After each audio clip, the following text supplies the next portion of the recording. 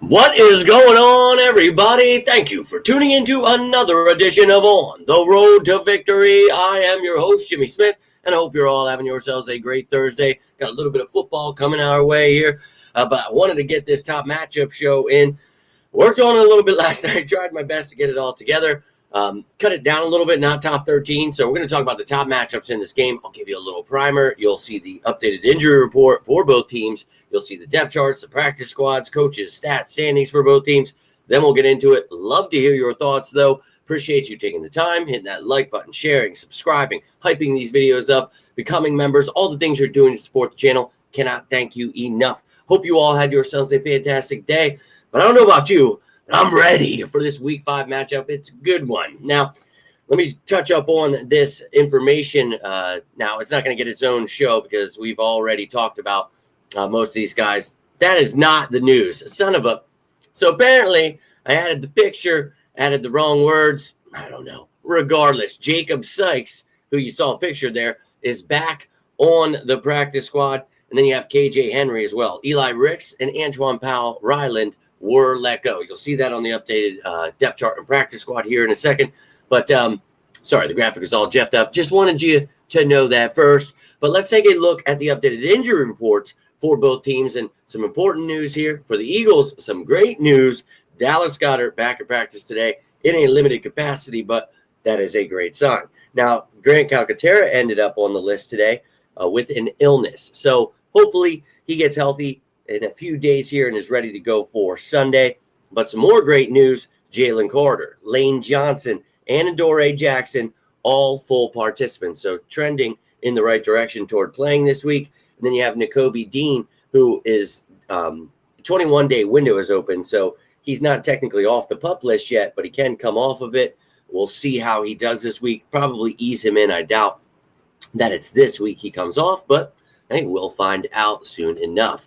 Then with the Broncos here, they had their right guard, Quinn Miners, all-pro, added to the list with an illness. Now, he is, from what Sean Payton's saying, he's going to be all right. But again, usually within a few days, these guys are able to take medicine with these illnesses and be all right. So hopeful that is the case. Their tight end, Nate Adkins, he was limited today, so that changed. And then the rest all stayed the same as yesterday. So I will keep you up to date with Ellis, Mims, see how they're doing. And with Adkins, Miners supposed to play, but I'll keep you up to date with anything that changes there. Now, with that stuff, we can take a look at both of these teams, what they look like with their injury list, depth charts, and their practice squad. That started off with the Eagles and their injury list. As mentioned, Nakobe Dean, he is designated to return, as well as Miles Hinton on the IR there. So we'll see if these guys come back here soon. But the rest you could see on IR. We just added Hewlett. We put Okoronkwo on there. So list gets bigger. 9 guys right there just on IR. 10 with Hinton. But we'll see what goes down. But you will not see these guys on the depth chart. So on the offense, we know Latu. He is that fullback. He can help as a depth piece. He is a tight end. But you guys know I've been pushing for him to be the fullback since BBS got hurt. So love that he is on this roster. The offensive line seems to be healthy. Love that. Let's effing go. Now, obviously, and Dickerson's been battling. You have heard me talk about it for weeks. He is clearly struggling, and it is showing the entire offense not, doing well because the line has definitely had its struggles. But you can see everybody else healthy, good to go. Then on the defensive side of the ball, everyone is healthy there. So it looks like Adoree Jackson's going to be good, but we'll see if Kaylee Ringo did enough to take that job. We'll find out come this Sunday, but I'm sure that's something they are mulling over in practice here, and good for Adoree to be able to get back there today. Then in the special teams department, no injuries here. Everybody healthy, good to go. We'll see if maybe Xavier Gibson gets used in this game, but that is what the depth chart looks like now. The practice squad, and as I mentioned, Sykes and Henry were added. We took off Powell Ryland, and we took off Eli Ricks. So this is the practice squad. Eagles can elevate 2 of these guys, and that information becomes available on Saturday. That show will come out around 4 o'clock or whenever the hell I can make it for you. But, I will give you that info coming up here. Now, tomorrow is the game status report. So you'll know who's out, who's questionable. Now let's take a look at the Broncos here, and you can see they've got a few guys on their IR. Newly added Greenlaw, that sucks for them, and then a couple of other pieces. Malcolm Roach and Drew Sanders are both eligible but are not practicing, so we'll see if this is their week. I highly doubt that, but yeah, those are two guys that are eligible to come back for them. Not see these guys on the depth chart. Now on to their offense. As we talked about there, Nee Adkins, their third tight end, a little banged up here. Their right guard with an illness right now, did not practice, but should be good to go. Regardless of that, everyone else healthy, ready to rock and roll here. Then on to the defensive side of the ball. As we mentioned, looking good. Obviously, Greenlaw being on IR, that's a big bummer for them. He is a very talented linebacker when healthy, but this is still a very, very good defense, as you can see here. In the special teams department, everyone healthy, ready to rock and roll there. And then their practice squad, you can elevate 2 players from here. And again, that information will become available on Saturday. So you can see the offense, you can see the defense for these guys, and let me know how you're feeling about both of these teams. Maybe before I even get into this, you've got a top matchup on your mind, position you're afraid of, whatever it is. I'd love to hear from you. We're going to jump in and take a look at the rest of getting to know these teams and what they've got going on. And obviously, we'll start it off with the Eagles. We know their coaching staff, but Kevin Patullo, obviously, to me, is a first-year offensive coordinator. A lot of people think he should be Hall of Fame worthy already. I'm not sure I agree with that notion, but I do agree with the fact that he should continue to learn and grow. It's kind of part of what you do there. So I think things are going to go as, they go. Really, we talked about bumpy roads would be here, and that's okay. Just like last year when everyone was saying fire Vic Fangio, I talked about, staying patient, understanding how football works. Obviously, a lot of the media and other content creators don't have a very strong grasp of how football works. So a lot of doom and gloom. To me, very excited to be 4-0. Still got cap space. We still got good coaching. Michael Clay's been killing it. This defense, a lot of moving pieces, injuries, going to continue to figure it out. And you can see so far this offense, clearly needs to get things going, but they're still 7th in points, 30th though in total yardage, 16th in rushing, 31st in passing, but they are not good in yards per rush or yards per pass, like in the 30s, 31st. So not good. Giving up middle of the pack at sacks there, but not turning the ball over. Love that. So play clean football, clean some things up, and that's what I keep trying to say. They're only going to get better. And this defense, middle of the pack in points, not liking all the yards given up here, not getting pressure, but they are getting some turnovers. So we just need pressure, and we need to, get these new pieces acclimated, figure some things out, and that's part of what a football season is. But when you are 4-0 at the top of your division, that is actually a good thing, regardless of what the media is trying to push out there. I think this is really awesome that we are 4-0, and you could be 1-3 with some of the struggles you've had. So, to me, being able to learn these things while winning is the way you do it, and then obviously you get things clicking at the end of the season, and you go win that Super Bowl. So that's my thought process. But right here, right now, we got to focus on the Broncos, another team, one of the better teams that are hoping to get themselves a trophy. Sean Payton there with Lombardi and his West Coast offense. Vance Joseph, another mastermind of defense with his multiple schemes. And then Darren Rizzi there with the special teams unit. And this team, as I mentioned, we all know their defense is badass, but this offense had its struggles, giving some turnovers up, but not giving up sacks. If they could just clean their stuff up, man, middle of the pack in passing, running the ball really well. This is one of the best offensive lines right now, top 10 in yards and middle of the pack again in points. But I think this is a pretty good offense with a lot of talent. And then that defense, take this all with a grain of salt. 22nd in points, 10th in total yardage, 11th against the run, tied for 9th against the pass, number 1 in sacks, and middle of the pack there with turnovers. But this defense, whoo boy, they've got a great D coordinator in Vance Joseph, and they've got a lot of talented players. So it should be very intriguing. Now they're 2-2.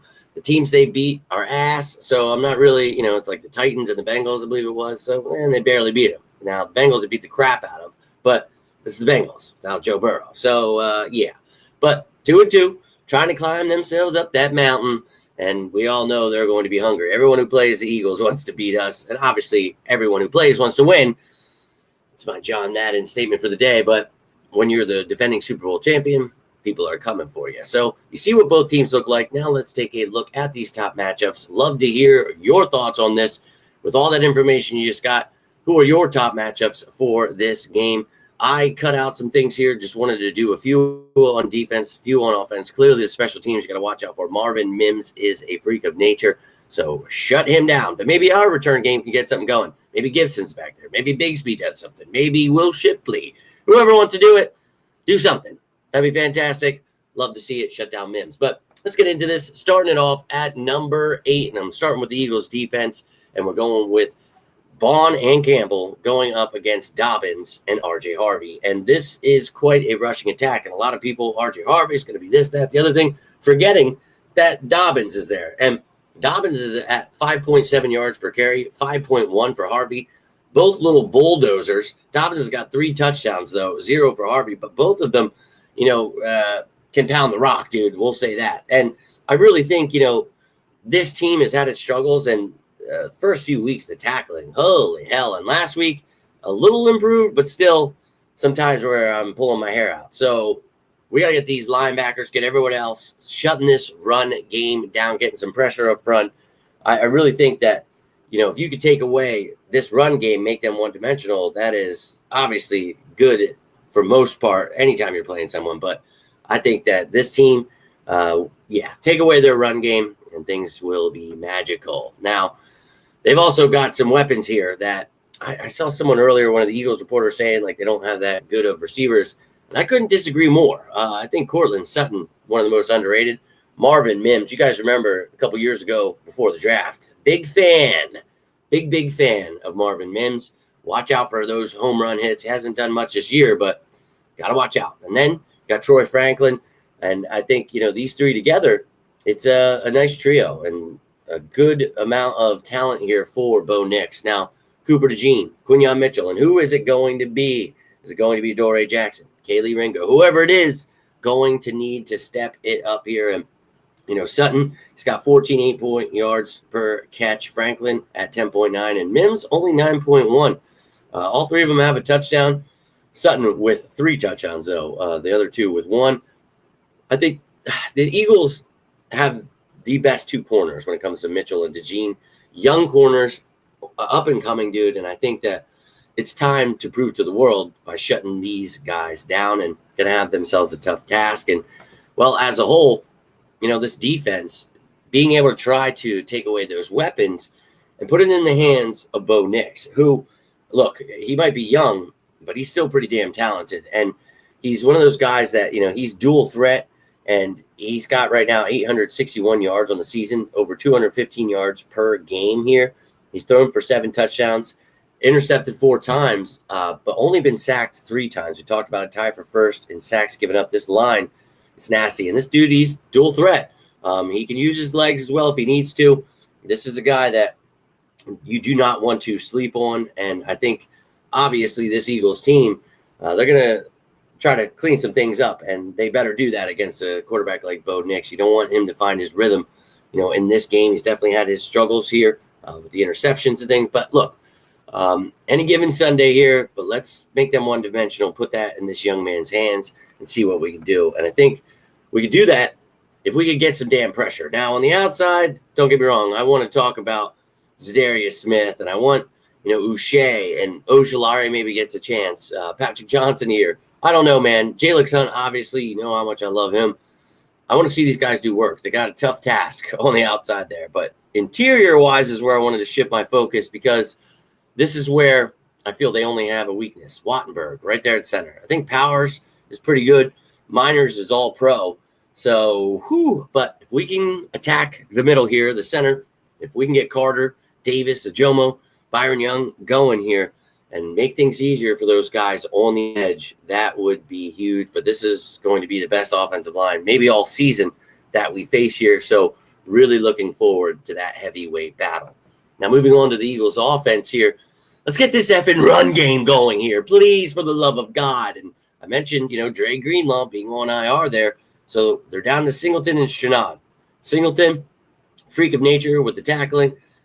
Obviously, his coverage isn't the greatest. Chenard, he's all right. You could use him for blitzing and things, but these guys, man, I know this is a good defense, a good front, got a good bunch of players here, but dude, Saquon Barkley, we know who you are, and we know, things, obviously people are keying on you. Things have definitely been stagnant for this offense, but let's get Saquon going, whether that's running the ball, catching the ball out of the backfield. Let's get creative with it. Let's get the ball in his hands. Let's do some work to these linebackers. I don't think they stand a chance. Now at number 3 here, I've got our exterior line. And look, the interior is what's really been struggling. So it's just not one of my top matchups because I'm pissed off about it. And they better bring their A game against Jonathan Franklin Myers and the boys. And I think that, Zach Allen over there, they've got some talent. We need to bring our A game. But right here, oh boy, we've got ourselves some heavyweight fights. So Lane Johnson, Jordan Mailata out there going up against Nick Benito, Jonathan Cooper, and Jonah Ellis. And I think one of the most underrated pass rushing groups and one of the most underrated pass rushers in the game is Nick Benito. This dude, you're going to learn who he is, but let's hope it's because he's getting put in the dirt by Lane Johnson. We need him to stay healthy throughout this game. Really hope he can. We're going to need him desperately wherever Benito wants to line up here, but this is going to be fun to watch. And Jonathan Cooper's pretty damn good too.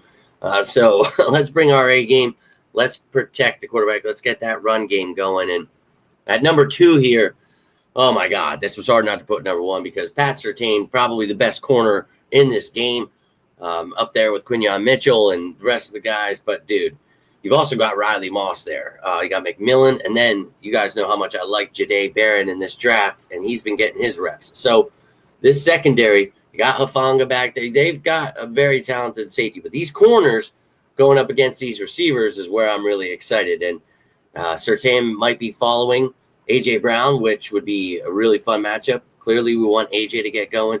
Clearly, the media is trying to rip us apart and use Bible verses to, pit us against each other. Not going to happen. They've been trying to do that my entire life. F them, go Birds. But this is going to be a heavyweight battle. And A.J. Brown only has 151 yards on the season. Like what? Through 4 games. He can do that in a game. So let's get him going. Devontae Smith has 158. They both have a touchdown. Let's get somebody going. But in my opinion, with Surtain on him, this is really going to open things up for Devontae Smith and Dotson. And I really hope that Hurts is able to find these guys. And, they've got a tough task with Moss, McMillan, and Barron there.